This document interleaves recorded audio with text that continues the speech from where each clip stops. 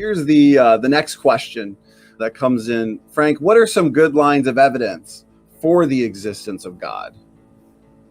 Well, we talk about three arguments: the cosmological argument from the beginning of the universe, the teleological argument, which is the fact that the universe is designed, it appears to be fine-tuned, which is best explained by design, and so is life. Life appears to have a digital code in it that's equivalent to, say, a software program, and if there's a program, there must be a programmer.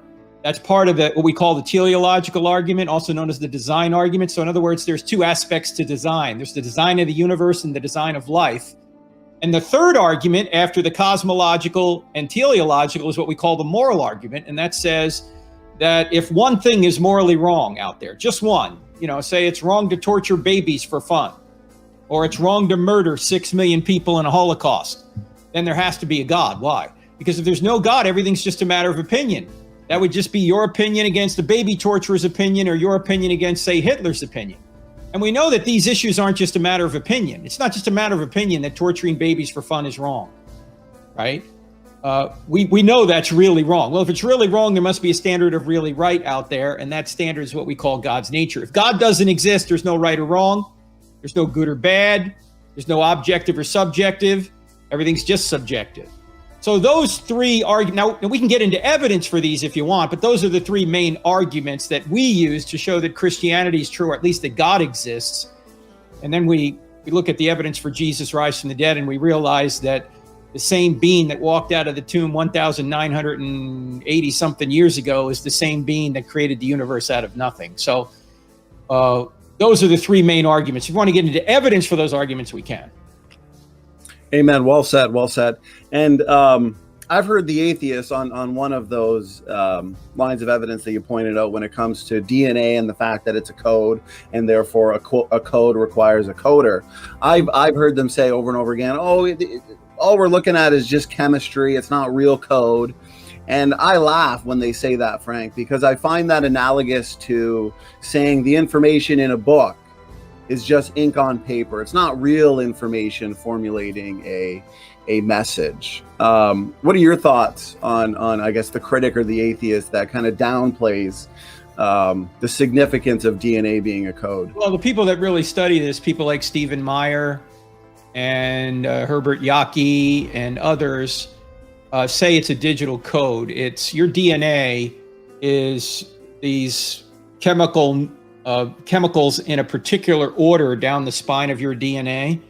And there's no known physical, biological, chemical process that puts them in the order up and down the spine of the DNA. There are chemical processes that make the nucleotides go together this way, but not up and down the spine.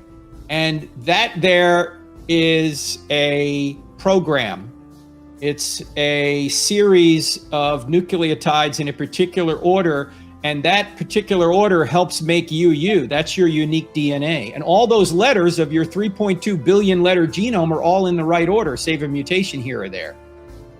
And if you're walking along the beach and you see in the sand, John loves Mary, you know that wasn't done by the crabs or the waves lapping up against the sand. You know there had to be an intelligent being.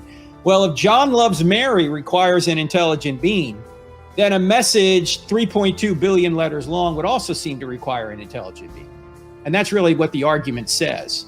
And the genome, or the I guess we can call it the genome, the letters in the DNA molecule are 3.2 billion letters long. They're all in the right order. Why? How does that happen? Amen. And why are your letters different from mine? And who put them in this order? Because the four natural forces don't have the capacity to create all these unique DNA codes, right? These unique genomes. How does gravity, the strong and weak nuclear forces, and electromagnetism, the four known natural forces, how do they have the capacity to come up with all these unique programs?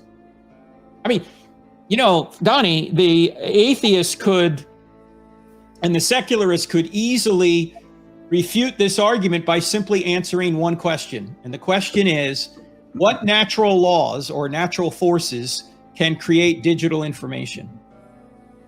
Amen. They can't answer that question. Why? And it's not a God of the gaps argument. Why? It's not just that we lack a natural explanation for, to use the old analogy, John loves Mary. It's that John loves Mary is positive, empirically verifiable evidence for an intelligent being. We don't just lack a natural explanation. I mean, it's true we lack a natural explanation, but we're not just saying, well, we haven't figured a natural explanation out yet, so let's plug an intelligent being in there. We say, no, John loves Mary is positive evidence for an intelligent being, and so therefore should be a 3.2 billion letter code that's in every one of our 40 trillion cells.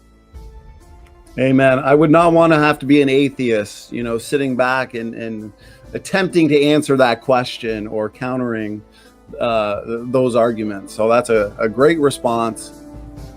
As a quick reminder to everyone, hit that like button. It actually does help. Team Standing for Truth is out.